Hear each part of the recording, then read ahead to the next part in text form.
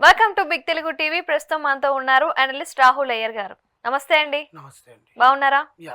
Okay. Thank you. ఏంటి మీ మంచు విష్ణు ఏదో కొన్ని అభ్యంతకర వ్యాఖ్యలు చేశారు. అంటే ప్రభాస్ గారు పెద్ద నటుడేం కాదు అన్నట్టు మాట్లాడారు. ఎందుకని అలా?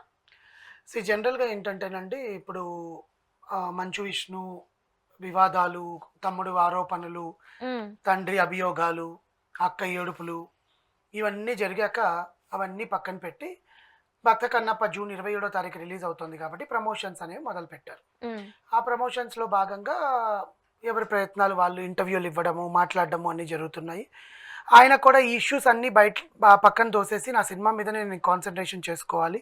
హ్మ్. నా సినిమా గురించే నేను అప్డేట్ జనాలకి ఇవ్వాలి. ఎందుకంటే ప్రమోట్ చేయాలి. ఎందుకంటే రిలీజ్ చేసిన 2 సాంగ్స్ వివాదంలోనే ఉన్నాయి. అంటే చాలా అవును. మందికి చాలా నచ్చినా కూడా అవన్నీ పెయిడ్ రివ్యూలే అని చాలామంది మాట్లాడుతున్నారు. నిజంగా అంత అట్టహాసంగా ఆ సినిమా ఉంటుందా, ఉండబోతుందా అన్న ఆలోచనలు ఇంకా జనాలకు ఉన్నాయి. ఎందుకంటే ఆయన తీసేది ఒక మైథాలజీ, హ్మ్. దేవుడికి సంబంధించింది.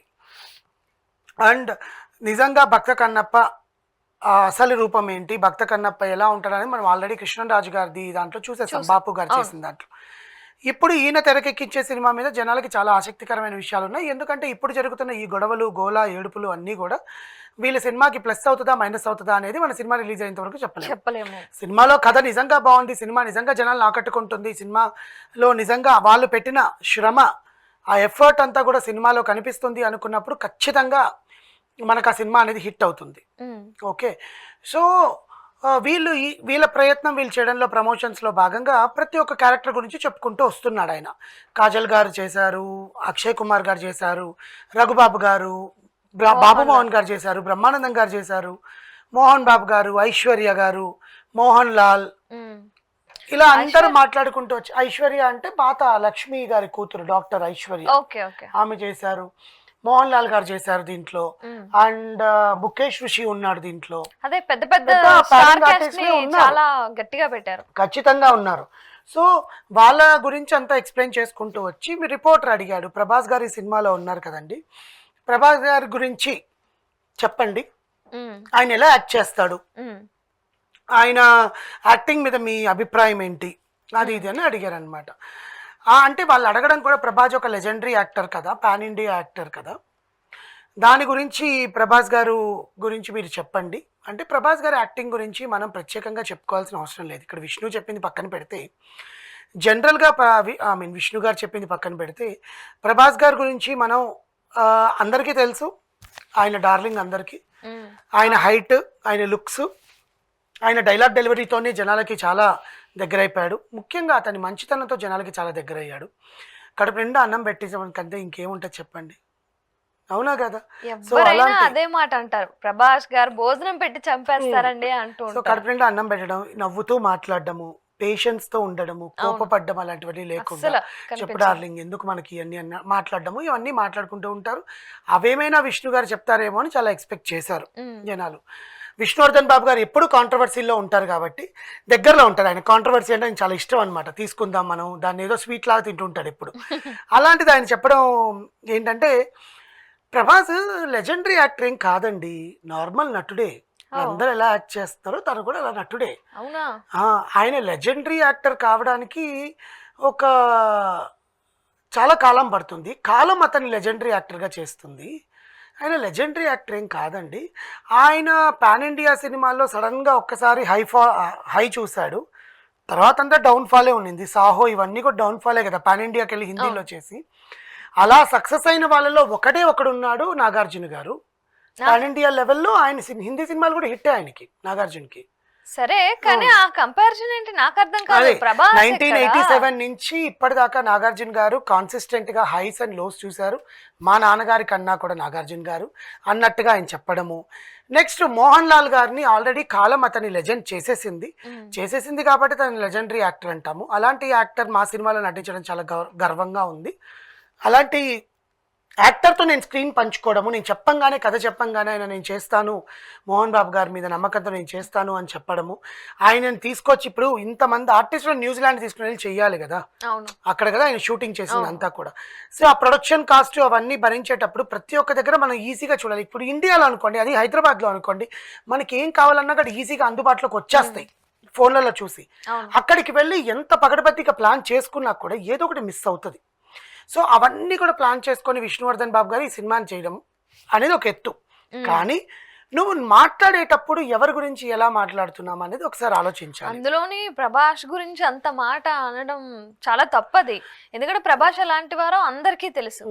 ఆయన యాక్టింగ్ కావచ్చు, ఆయన పర్సనాలిటీ కావచ్చు, ఆయన అంటే జనాలు కోసేసుకుంటారు. అవును, ఇప్పుడు ఇది అసలు ఈ మాట వింటే కనుప సినిమాని చూస్తారో చూడరు కూడా చూడరు, బ్యాన్ అంటారు. ఆయన చెప్పిన మ్యాటర్ ఏంటంటే, ఆయన కూడా నటుడే, గొప్ప నటుడు కావడానికి లెజెండరీ యాక్టర్ అంటే గొప్ప నటుడు అని, లెజెండ్ అంతే, అదే కదా. అటువంటి గొప్ప యాక్టర్ కాలంతో ఉంటుంది. దీన్ని ప్రభాస్ కూడా ఒప్పుకుంటాడు. ప్రభాస్ ఎప్పుడు నేను లెజెండరీ యాక్టర్ అని చెప్పుకోరు జనరల్ గా, ఎందుకంటే అతనిలో ఉండే మంచితనమే అది. ఎంత ఎదిగినా ఒదిగినట్టే ఉంటాడు, అదే చెప్తాను. కానీ విష్ణు అలా చెప్పడం, ప్రభాస్ గురించి చెప్పండి అని ఉంటే వేరేలాగా మాట దాటేసి డిప్లొమాటిక్ గా ఆన్సర్ ఇచ్చి ఉంటే బాగుండేది. అలాంటి డిప్లొమాటిక్ గా ఆన్సర్ ఇవ్వకుండా తను నార్మల్ గానే ఆన్సర్ ఇవ్వడం ఒకటి. ఆ నార్మాలిటీలో నుంచి ఒక కాంట్రవర్సీని తీసుకురావడము, అతను ఒక నార్మల్ నటుడు అని చెప్పి, సాధారణ నటుడు, పెద్ద స్టార్ కాదు అంటే ప్రభాస్ ఫ్యాన్స్ అందరూ తగలబెట్టేస్తారు. హ్యాష్ ట్యాగ్ ఇలా ట్రెండ్ అయిపోతుంది, బాయ్కాట్ కన్నప్ప అని. అసలే మంచి అదే ఆల్రెడీ వివాదంలో ఉన్నాడు. ఎందుకు ఇలా వివాదంలో ఇరుక్కుంటున్నాడా ప్రభాస్? అసలు ప్రభాస్ గారిని పెట్టుకొని నువ్వు సినిమాకి ప్రమోషన్స్ ఇవ్వాలి అనుకున్నది ఆయన ఫేస్ చూసే సగం మంది సినిమా చూస్తారన్నారు ఆయన గురించి. అది నువ్వు మెంటల్ గా ఫిక్స్ అయ్యావు, ప్రమోషన్స్ లో భాగంగా ప్రభాస్ గారిని కూడా వాడుకోవచ్చు. ఇప్పుడు నాకు తెలిసి ఇన్ని ప్రమోషన్స్ లో కూడా ఒక్కరోజు ప్రభాస్ తీసుకొస్తాడు చాలు, తీసుకొస్తే ఆ ప్రీ రిలీజ్ ఈవెంట్ కి ప్రభాస్ వస్తే చాలు, ఇట్స్ డన్. కానీ నువ్వు ఇప్పుడు ఇలా మాట్లాడడము, ఇలా ప్రవర్తించడం అనేది బాగాలేదు అని చాలా మంది అంటున్నారు. బట్ ఆయన స్టైల్లో ఆయన సమాధానం చెప్పారు. నేను ఇక్కడ విష్ణు గారిని తప్పుపట్టట్లేదు, వాళ్ళ ఆడియన్స్ని తప్పుపట్టట్లేదు, అంటే వాళ్ళ ఫ్యాన్స్ని తప్పుపట్టట్లేదు. ఎందుకంటే విష్ణు మాట్లాడింది ఒక థింగ్ అన్నమాట. ఏంటి, అందరి నటులతో పాటు ప్రభాస్ కూడా ఒక నటుడే, గొప్ప నటుడు కాదు అని.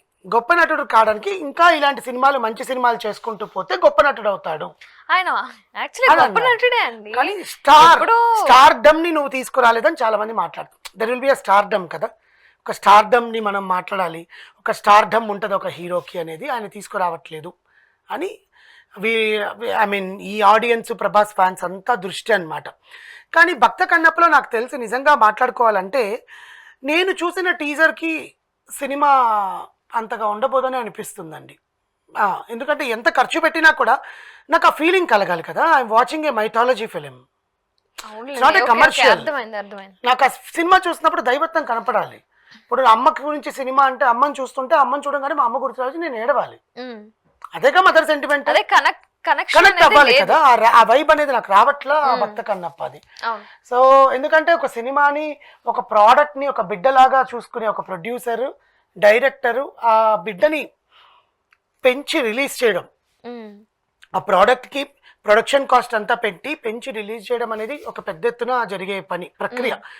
దాన్ని వీళ్ళు ఇంత ఈజీగా, అంటే వాళ్ళు చెయ్యరు అని నేను అనట్లేదు, అంటే అంత కష్టపడి డబ్బులు ఖర్చు పెట్టి ఇంత ప్రమోషన్స్ చేసి ఆ సినిమా మీదనే నమ్మకం పెట్టుకున్నారు కాబట్టి. బట్ సినిమా రిలీజ్ అయ్యాక ఒకవేళ నెగిటివిటీ టాక్ ఏమైనా వస్తే వాళ్ళ పరిస్థితి ఏంటి, ఇంత హైప్ ఇచ్చిన సినిమాకి అని అనుకుంటున్నాను. బట్ రాదనే కోరుకుందాం. మాట్లాడేటప్పుడు జాగ్రత్తగా మాట్లాడితే బాగుంటుంది, ఎవరైనా ఎక్కడైనా సరే. అంత పెద్ద ఆర్టిస్ట్ని, ప్రభాస్ గారు లాంటి అంత పెద్ద నటుడిని పెట్టుకొని మళ్ళీ గొప్ప నటుడు కాదు అంటే ఎవరికైనా కాదు. ఆబ్వియస్గా చూద్దాం మరి సినిమా ఎలా ఉండబోతుంది, ఏం జరగబోతుంది అని. Thank you so much.